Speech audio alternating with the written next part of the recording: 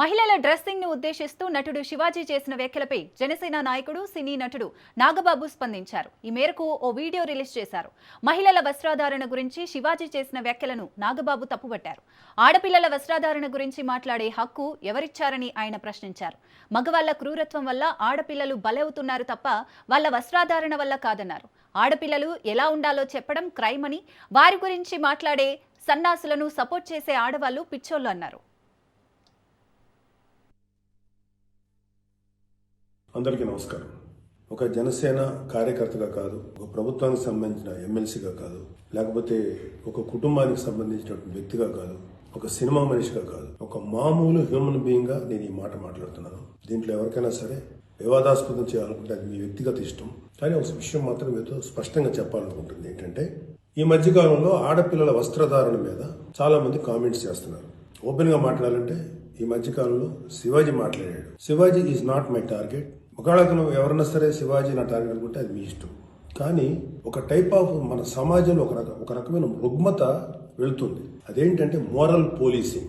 ఎంత మిత్తులో బతుకుతున్నారంటే సామాన్య జనం చాలా మంది ఈ మేల్ చావనిస్టిక్ సొసైటీ, మగ అహంకారంతో ఉన్నటువంటి మన సమాజం, ఆడపిల్ల ఎలా ఉండాలి, ఆడపిల్ల వస్త్రధారణ ఎలా ఉండాలి, ఆడపిల్లలు ఎలా మాట్లాడాలి, ఆడపిల్లలు ఏం మాట్లాడాలి, ఏమి మాట్లాడకూడదు, దీని మీద ప్రతి ఒక్కడు, అతను పండితుడు కానించి పామరుడు దాకా ప్రతి ఒక్కడు ఆడపిల్ల ఎలా ఉండాలో మాట్లాడతారు. ఫస్ట్ పాయింట్, దీన్ని మోరల్ పోలీసింగ్ అంటారు. ఇది ఎగెనెస్ట్ కాన్స్టిట్యూషన్. ఒక ఆడపిల్ల ఇలాంటి వస్త్రధారణ చేసుకోకూడదు, ఒక ఆడపిల్ల ఇలాంటి వస్త్రధారణ చేసుకోవాలి అని చెప్పడానికి మీకేం హక్కు ఉంది, ఏ రైట్ ఉంది మీకు? అంటే మగవాడు కాబట్టి ఎవరి గురించి అని ఏదైనా స్వేచ్ఛగా మాట్లాడతారా? దురదృష్టం ఏంటంటే ఇలా మాట్లాడే మగవాళ్ళకు కూడా ఆడవాళ్ళ నుంచి ఒక రకమైన మద్దతు లభిస్తుంది.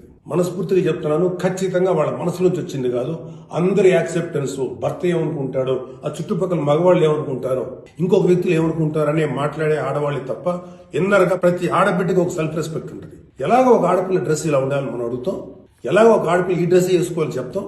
ప్రపంచంలో ఫ్యాషన్ అనేక రకాలుగా మారుతుంటుంది, అది ఎలాగైనా ఉండొచ్చు.